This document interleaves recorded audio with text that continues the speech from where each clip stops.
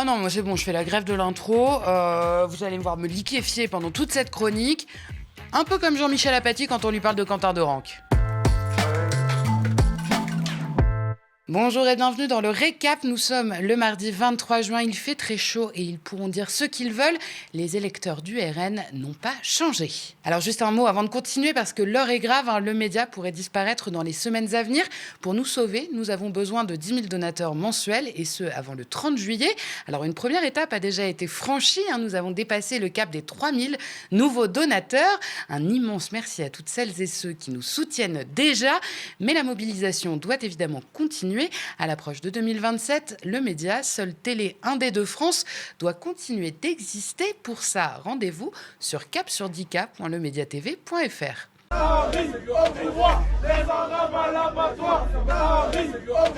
Alors la vidéo que vous venez de voir, elle a été filmée ce samedi 20 juin dans le fumoir d'une boîte de nuit de l'Aveyron à Rodez, très exactement. On y entend un groupe de jeunes chanter à tue-tête « Marine au pouvoir, les Arabes à l'abattoir », entre autres « La France aux Français » et « Netanyahou, allez, allez », selon les témoignages recueillis par les médias. Alors ces images, elles ont beaucoup tourné sur les réseaux sociaux, elles ont indigné évidemment, et heureusement, puisqu'elle constitue quand même, il faut le dire, un appel explicite à la violence et à la haine raciale. Certains, comme le député LFI local Laurent Alexandre, ainsi que des élus municipaux, ont indiqué qu'ils avaient saisi le parquet de Rodez. L'élu insoumis évoque dans un post sur les réseaux sociaux des slogans ouvertement racistes et appelant à des meurtres de masse, parce que c'est ça que c'est. Alors une enquête vient d'être ouverte par le parquet de la ville pour incitation à la haine raciale, ça c'est ce qu'on apprend ce jour. Oui, mais voilà, si vous ne vous informez qu'à travers les grands médias mainstream, vous n'avez sûrement jamais entendu parler de cette affaire. En revanche, vous avez sûrement beaucoup entendu parler de l'organisation d'un concert antiraciste à la Fête de la musique. Un point que n'a pas manqué évidemment de souligner la présidente de groupe LFI à l'Assemblée, Mathilde Panot, lors de sa conférence de presse hebdomadaire. Je me réjouis de la réussite de notre Fête de la musique et de notre marche contre le racisme et contre l'extrême droite, marche d'autant plus importante que nous avons vu ce week-end, dans un silence médiatique quasiment absolu, des militants RN qui criaient dans une discothèque à Rodez « Marine au pouvoir, les Arabes à l'abattoir ». Il y a eu une enquête qui a été ouverte par le procureur, avec 0 sujet à la télé. Mais étrangement, il y avait beaucoup de sujets à la télé durant 4 jours pour parler de l'interdiction de notre concert et des risques de troubles à l'ordre public. Et lorsque tout s'est bien passé et que notre concert a été un immense succès populaire, d'un coup, bizarrement, ces sujets ont disparu de l'actualité. L'extrême droite n'a plus besoin de se cacher. L'entreprise de normalisation a si bien fonctionné qu'elle peut se montrer dans son plus simple appareil, raciste et haineuse, sans que ça ne choque plus personne. Et pour cause, les médias mainstream ont été et sont complices de ça. C'est eux qui ont fait sauter le fameux cordon sanitaire, eux qui se sont laissés berner par les costumes bien repassés de ces élus là qui se succèdent quotidiennement sur leur plateau. Ils ont laissé toute cette idéologie d'extrême droite se répandre sans honte ni aucune forme de rempart dans l'espace public.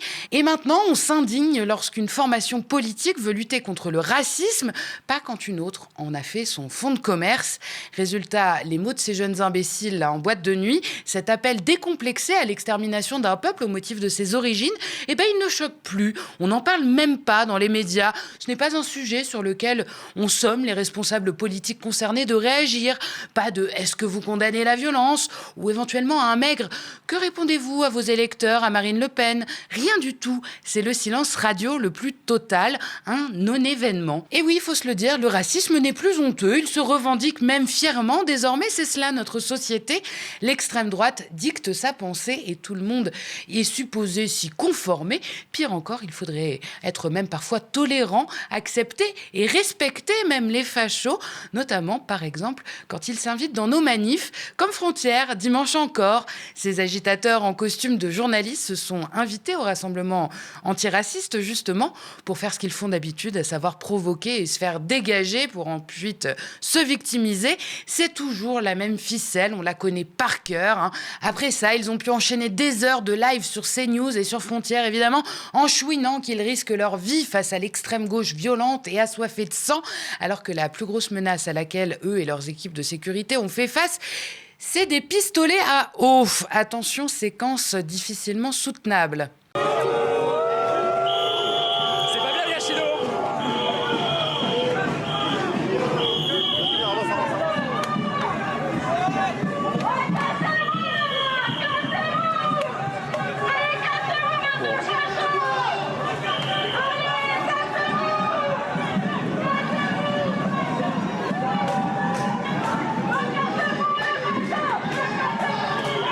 Et évidemment, dans ces cas-là, on peut toujours compter sur Pascal Praud pour se faire le relais de la propagande.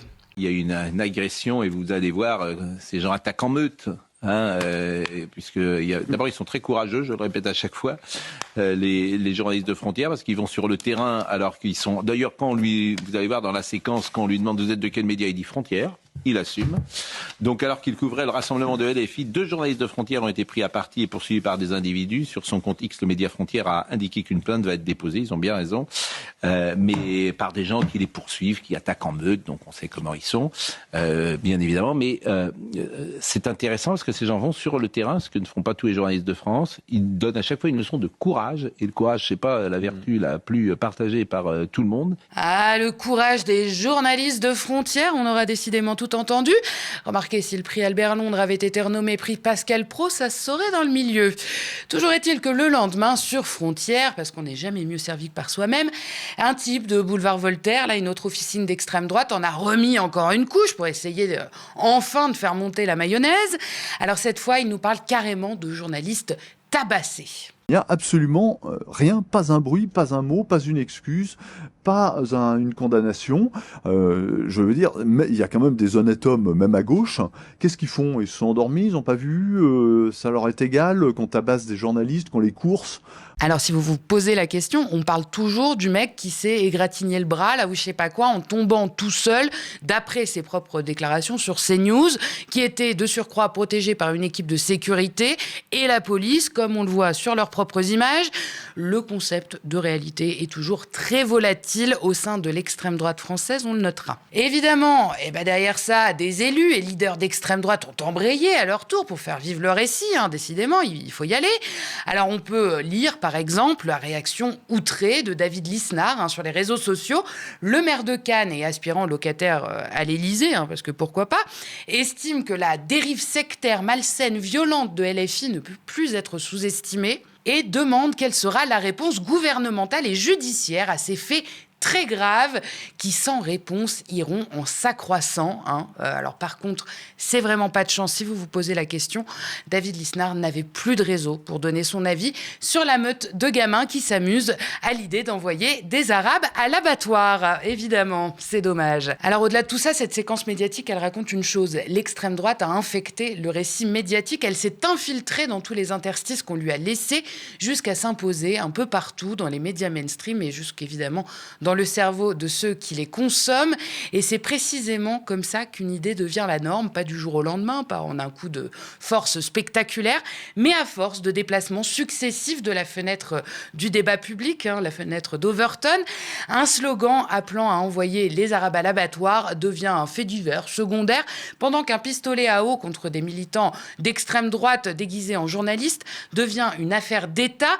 Voilà où nous en sommes. Le scandale n'est plus le racisme. Le scandale, c'est désormais l'antiracisme, l'antifascisme. Alors non, les électeurs du Rassemblement national n'ont pas changé. Ce qui a changé, en revanche, c'est notre seuil de tolérance collective. Et c'est peut-être ça le plus inquiétant, parce qu'à force d'avoir normalisé l'extrême droite, c'est toute la société qui risque de finir par considérer l'inacceptable comme quelque chose de parfaitement ordinaire. Et le jour où les appels à la haine ne susciteront plus aucune réaction, il sera déjà trop tard pour prétendre qu'on ne savait pas. Et je vous glisse une petite info avant de continuer avec le reste de l'actualité. Demain, 24 juin, le média passera devant l'Arcom dans le cadre de sa candidature à la TNT francilienne. D'ici là, notre objectif est d'avoir le maximum de donateurs mensuels et de nous présenter avec la communauté la plus forte possible derrière nous. Alors, c'est le moment de faire péter la jauge. Rendez-vous sur capsurdica.lemediatv.fr. Et puis, vous le savez, si vous aimez le récap, que vous avez envie qu'on discute ensemble, de choisir et de proposer des sujets, je vous attends sur le canal de discussion Instagram. Le lien pour le rejoindre est dans la barre d'infos YouTube. Non-lieu confirmé dans le scandale sanitaire du chlordécone. Un jour sombre pour les victimes. Après 20 ans de procédure, la Cour d'appel de Paris a confirmé ce lundi le non-lieu, fermant la porte à une réouverture de l'enquête pénale dans le scandale sanitaire de ce pesticide massivement utilisé aux Antilles, en dépit des alertes sur sa nocivité. Évidemment très déçu par cette décision, l'avocat des parties civiles, le maître Rachid Madid, a déclaré, je le cite, « À l'heure d'une grande défiance des Français à l'égard de leur institution judiciaire, c'est un rendez-vous manqué avec les Français et en particulier ultramarins ». Maître Christophe Legvac, également avocat des parties civiles, a ajouté quant à lui « C'est un jour sinistre puisque cela veut dire que les pollueurs bénéficient d'une immunité ». Selon les mêmes avocats, le combat devrait toutefois se poursuivre devant la Cour de cassation cette fois. Mais ce revers judiciaire sonne malgré tout comme la continuité de la politique coloniale de l'État français à l'endroit des territoires ultramarins. Classé depuis 1979 comme agent possiblement cancérogène, ce pesticide, le chlordécone, a été utilisé aux Antilles dès 1972 et par dérogation jusqu'en 1993, alors qu'il était déjà interdit dans l'Hexagone depuis 1990. Le chlordécone, qui fut répandu dans les bananeries pour lutter contre le charançon, peut rester dans les sols jusqu'à 600 ans. Et en Guadeloupe et en Martinique, plus de 90% de la population adulte serait contaminée, d'après les chiffres de l'Agence nationale de sécurité sanitaire. Action d'ampleur à l'hypermarché Carrefour de Villiers-en-Bière, en Seine-et-Marne. 120 militants de l'association L214 ont investi les locaux de l'enseigne en défilant dans les rayons avec une centaine de portraits d'animaux issus d'élevage approvisionnant Carrefour. Les militants ont dénoncé le recours massif de l'entreprise à l'élevage intensif et la mise à mort de plus de 100 millions d'animaux par an pour les besoins de ces approvisionnements. L'association appelle Carrefour à réduire de moitié le nombre d'animaux tués pour ces rayons d'ici à 2030 en s'engageant dans le plan de protéines Pacte. Les portraits d'animaux brandis par les militants ont été photographiés lors d'enquêtes de L214 dans les élevages qui approvisionnent directement Carrefour ou les marques vendues par l'enseigne. Cochons, cailles, dindes, lapins, chèvres, vaches, poules, 7 espèces élevées pour les rayons du distributeur étaient représentées au cours de l'action. Malgré les tensions apparentes autour de cette mobilisation, la direction de Carrefour s'est déclarée prête à co-construire un plan global d'amélioration en collaboration directe avec l'association. Le distributeur assure avoir franchi un premier jalon dans cette direction, affirmant avoir, comme lui demandait L214, calculé son ratio de protéines végétales qui représente plus du tiers de ses ventes aujourd'hui, annonce le distributeur. Est-ce que les pro-israéliens pourront bien trouver pour dénoncer l'emploi du terme génocide cette fois ? En effet, une commission d'enquête internationale mandatée par l'ONU a accusé très officiellement Israël de cibler les enfants palestiniens dans la bande de Gaza, dénonçant par la même occasion un génocide en cours.